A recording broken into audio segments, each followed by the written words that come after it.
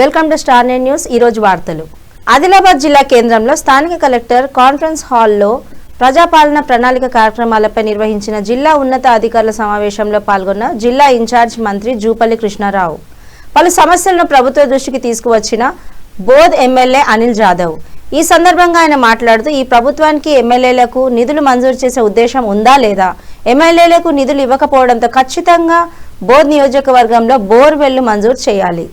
120 కిలోమీటర్లు ఉన్న బోధ్ నియోజకవర్గంలో ఫారెస్ట్ సమస్యలు ఎక్కువగా ఉన్నాయి.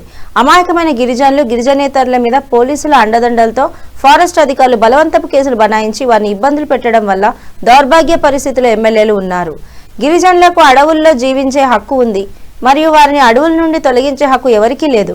అలాంటిది ఫారెస్ట్ అధికారులు రాత్రికి రాత్రే గిరిజనులను బలవంతంగా అడవుల నుంచి గెంటివేయడం సరైనది కాదు.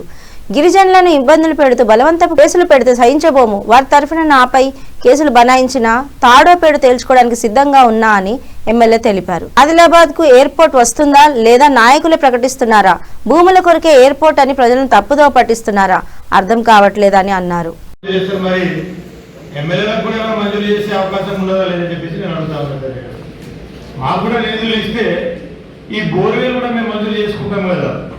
కాబట్టి తప్పకుండా ఈ బోర్వేలు ఖచ్చితంగా మాకు ఇవ్వాలి, ఎందుకంటే నిధులు లేవు కాబట్టి.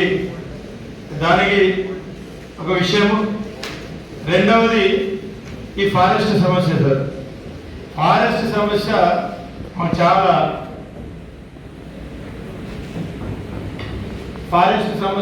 Important sir. నా నియోజకవర్గం 120 కిలోమీటర్లో 100 కిలోమీటర్ ఫారెస్టే ఉంది.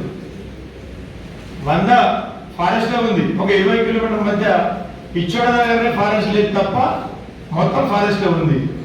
మరి మేము ఫారెస్ట్ లో ఎన్ని రోజులు కొట్లాడుకుంటూ కూర్చోవాలని చెప్పేసి మేము కోరుతా ఉన్నాం సార్.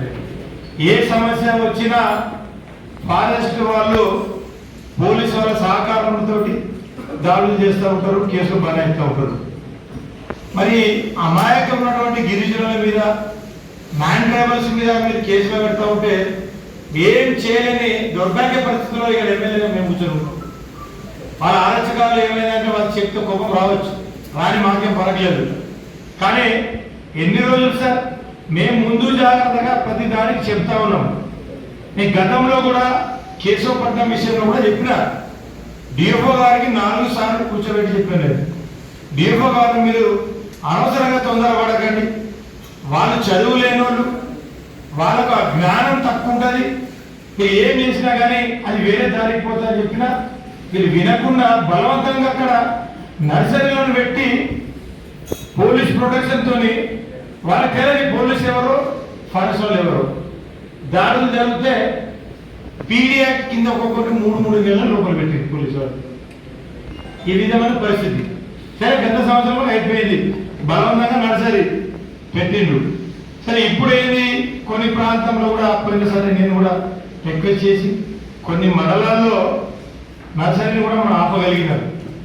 మళ్ళీ రిపీట్ అవుతుంది. ఇప్పుడు వాళ్ళ సీజన్ మళ్ళీ చాలా అవుతుంది. మళ్ళీ ఇప్పుడు నర్సరీ పెడతారట, మరి బలవంతంతో లాక్కుంటామంటాడు. మరి ఈ విధమైన పరిస్థితి కరెక్ట్ లేదు సార్. ఇప్పుడు ఈ విధంగా చేస్తే అటు ప్రభుత్వం బదనాం అవుతుంది, ఇటు మేము బదనాం అవుతాం, అధికారులు బదనాం అవుతారు. కాబట్టి దయచేసి దీన్ని మనం ఆలోచించి అదిగా కోరాలి. ఎందుకంటే వాళ్ళు ప్రతి రోజుకు వాళ్ళు ఎక్కువనే వాళ్ళది అవుతుంది. కాబట్టి ఇప్పుడు ఒక విషయంలో నేను మొన్న కూడా కలెక్టర్ గారికి చెప్పిన, ఏదైతే కైలాష్ టెక్నిక్ విషయంలో పర్సనల్ ఎవరి కలెక్టర్ గారికి నేను చెప్పి, కైలాష్ టెక్నిక్ ఇప్పుడు కానీ కొత్తగా నిర్మాణం తీసుకున్నది.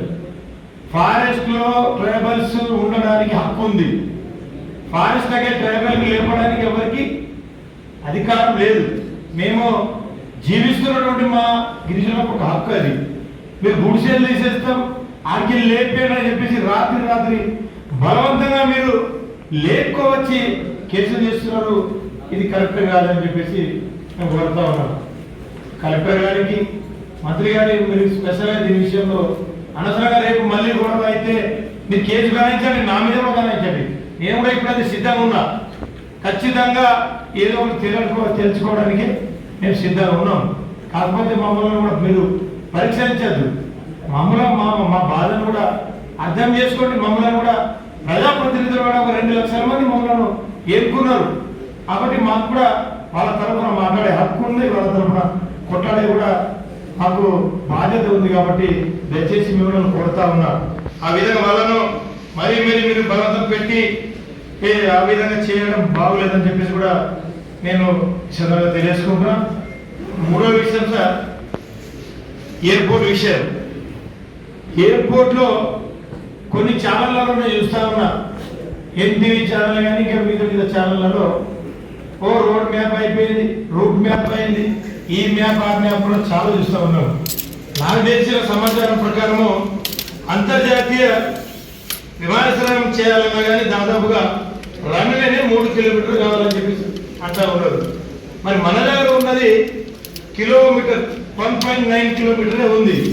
మరి ఇది అంతర్జాతీయ విమానాశ్రయం పెడుతున్నారా లేదా డొమెస్టిక్ ఏదైనా భద్రతా దళాల కొరకు చేస్తున్నారా?